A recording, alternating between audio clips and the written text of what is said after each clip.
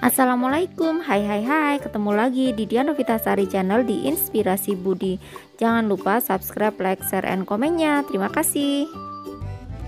Hari ini kita melanjutkan membahas materi kelas 3, tema 3, subtema 1, pembelajaran 4, halaman 32. Silahkan disimak ya. Pembelajaran 4, ayo membaca plastik, solusi, dan masalah. Perhatikan benda-benda yang ada di rumahmu. Sebutkan benda-benda yang terbuat dari plastik. Ternyata sangat banyak alat rumah tangga yang terbuat dari plastik, mulai dari ember, gayung, sampai sendok sayur. Kantong kemasan dan botol air minum juga terbuat dari plastik. Sekarang ini banyak sekali benda berbahan dasar plastik. Mengapa? Karena plastik murah dan tahan lama. Bahan dari plastik tidak dapat menyerap air atau tidak tembus air. Plastik pun mudah dibentuk dan ringan. Oleh karena itu, plastik dapat dibuat menjadi berbagai benda. Ada ember, gayung, tempat sampah, payung, dan lainnya. Plastik memberikan banyak manfaat, akan tetapi plastik juga dapat menimbulkan masalah. Plastik membutuhkan waktu yang lama untuk terurai secara alami, sekitar puluhan bahkan ratusan tahun. Lanjut halaman 33. Perhatikan tabel berikut, coba bandingkan waktu yang dibutuhkan plastik untuk terurai secara alami. Nama bendanya yaitu kertas. Waktu yang dibutuhkan 2-5 bulan.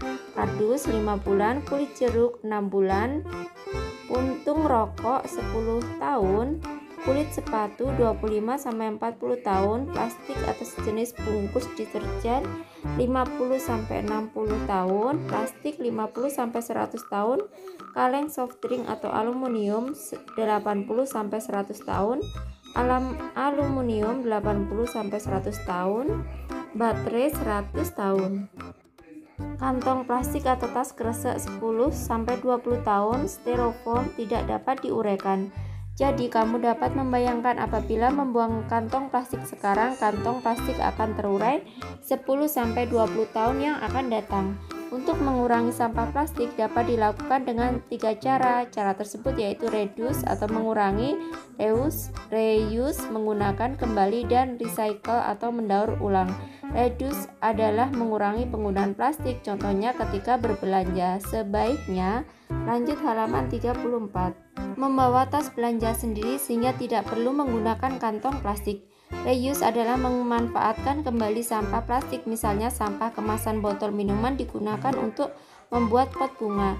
Recycle adalah daur ulang sampah plastik, biasanya dilakukan di pabrik. Sampah plastik diolah menjadi barang baru yang dapat dimanfaatkan lagi. Kamu dapat membantu proses daur ulang dengan mengumpulkan dan mengelompokkan sampah plastik. Sampah plastik tidak dicampur dengan sampah lainnya. Berikan sampah plastik kepada pemulung atau petugas kebersihan. Merekalah yang akan membawanya ke pabrik daur ulang. Sampah, gunakan plastik dengan bijak agar bumi selamat. Nah, ini adalah lambang reduce, reuse, recycle. Ayo berdiskusi. Kamu telah membaca wacana di atas. Kamu harus dapat mengurangi dan membatasi penggunaan bahan-bahan dari plastik. Untuk itu lakukan kegiatan reduce, mengurangi, reuse, memanfaatkan kembali, dan recycle atau mendaur ulang. Lanjut halaman 35. Diskusikan dengan temanmu apa yang dapat dilakukan untuk reduce atau mengurangi, reuse, memanfaatkan kembali, dan recycle, mendaur ulang. Tulis hasilnya pada tabel berikut. Misalnya reduce itu membawa tas belanja sendiri, menggunakan wadah makan atau minum yang bisa dipakai berulang kali, tidak menggunakan sedotan plastik, dan membawa botol minum atau peralatan makan sendiri seperti sendok dan garpu saat bepergian. Yang kedua yaitu reuse, menggunakan kembali bekas botol kemasan air minum sebagai pot tanaman. Menggunakan bekas kaleng biskuit untuk menyimpan uang koin atau pernak-pernik lainnya. Mengisi ulang botol bekas sabun mandi dengan membeli kemasan refill. Menggunakan tas belanja dari kain daripada menggunakan kantong plastik. Untuk recycle, mendaur ulang plastik bekas kemasan makanan atau minuman menjadi barang kerajinan. Memisahkan sampah plastik dari sampah jenis lainnya dan membawa sampah plastik ke tempat daur ulang sampah plastik atau bank sampah. Bawahnya, ayo amatilah lingkungan di sekolahmu. Banyakkah sampah plastik dari kantong kemasan makanan dan minuman? Catatlah hasil pengamatanmu, berikan tanda centang jika kamu menemukannya. Alternatif jawabannya misalnya seperti ini ya. Nomor 1, lokasi ruang kelas menemukan sampah plastik kemasan minuman, jadi kita kasih tanda centang.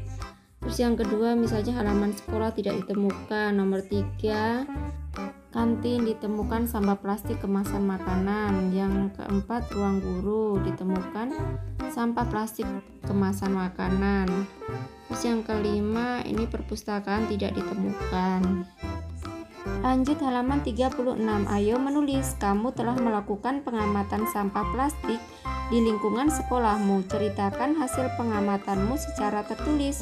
Perhatikan penggunaan huruf besar dan tanda baca yang tepat. Alternatif jawabannya bisa seperti ini ya.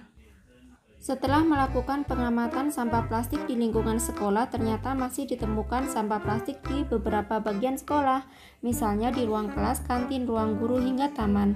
Sampah yang ditemukan bervariasi, mulai dari sampah plastik kemasan makanan hingga sampah plastik kemasan minuman. Hal ini menunjukkan kesadaran warga sekolah terhadap kebersihan masih sangat kurang.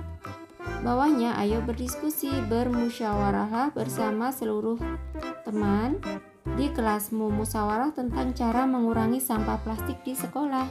Lanjut halaman 37.